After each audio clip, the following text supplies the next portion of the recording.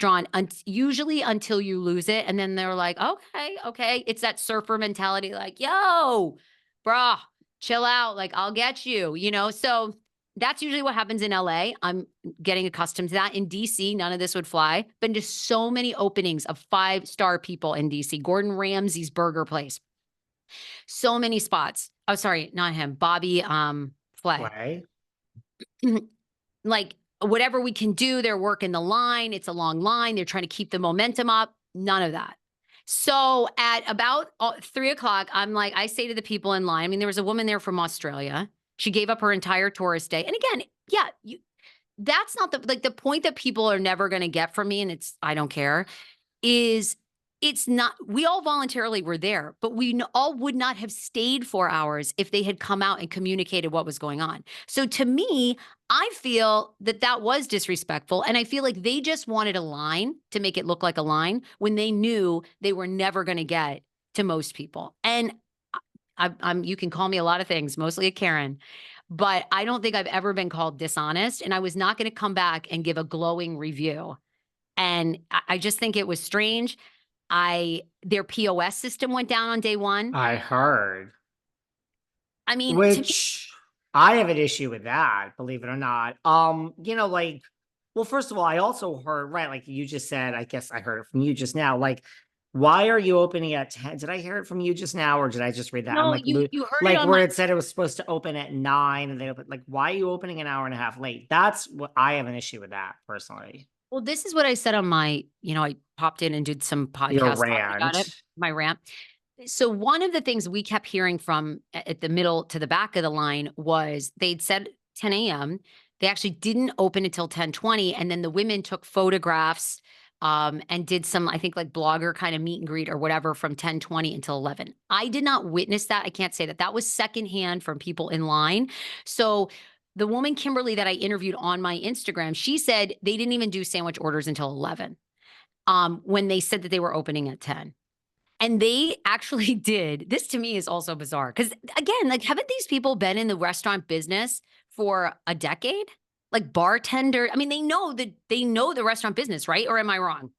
Well, they were on a show called Vanderpump Rules and still are, and it sounded like they all worked at Sir, at least seasons 1 through 8. Yeah, I mean, one was bartender, one was a waitress, hostess. They had a lot of different jobs there. Yeah.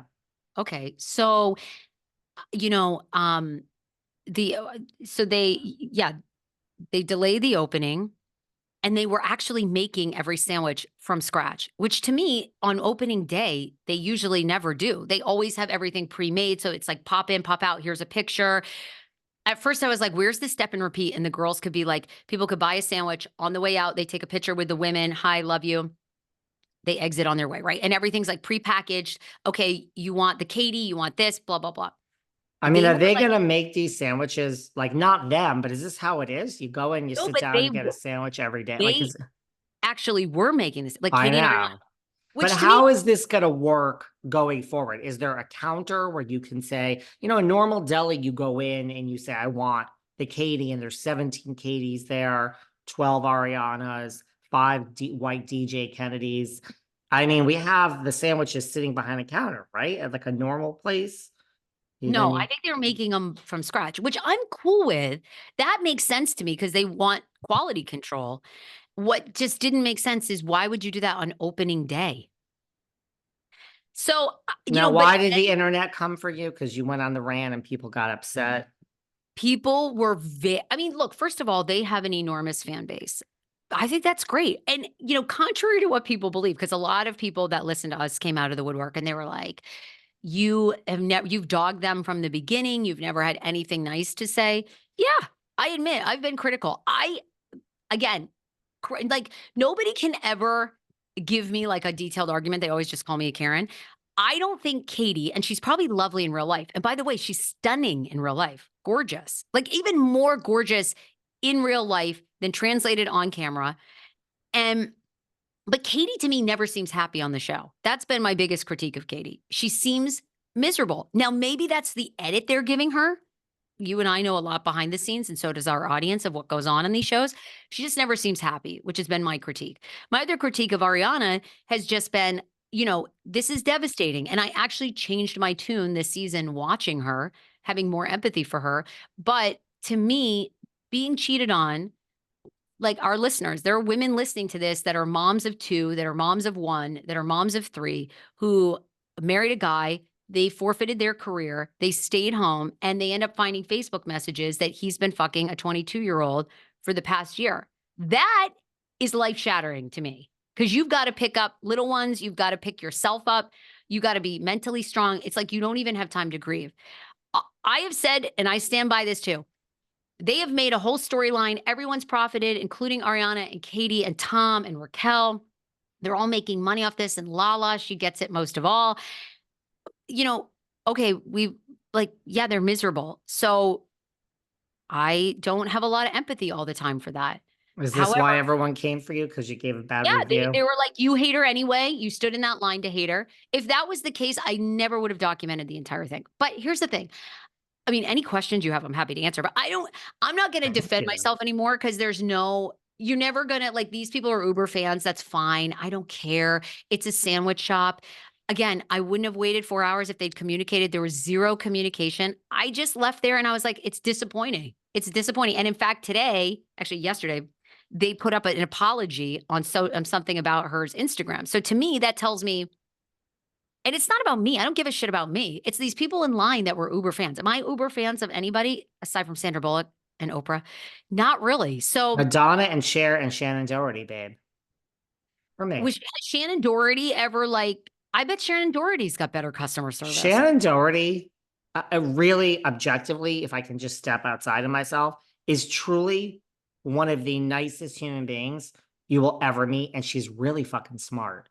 Honestly, this isn't just being a fan. She's actually extremely gracious with no attitude. I have more of an attitude than she does. Let me ask you some questions. Then we have to talk about Beverly Hills, because we have a cast. We have an official new cast here with Beverly Hills. Anyway, they put up an apology. They recognized the long line times. They said this was their apology posted last night. I think it's great. I wish them nothing but the best. They're going to do extremely well. And people are like, guess what? They're going to be millionaires off this sandwich shop despite you. Cool. They say, thank you to everyone who came out for our grand opening yesterday. Seeing the line of excited faces around the corner truly filled our hearts. I love it. Around the corner and our kitchen. We apologize for the unprecedented wait times. Our small but mighty team was slicing, dicing, and stacking as fast as we could. And every day we're committed to learning to serve you better. Can't wait for you all to taste the love in every bite. Your support means the world to us. So I think they realized, again, I don't give a shit about me. My life is going to go on just fine. I live 2 minutes from that shop, So it's like, but to the people who came from Nevada, Australia, I could not do that. So when we do our live show June 5th, every VIP person, I will stay on until midnight to answer their question. That's how I roll. And if someone emails us after the show, and oh my God, are you saying, because I've been telling everyone no question is guaranteed. We have a certain amount of time and we're going to do our best. I'll stay for the VIP.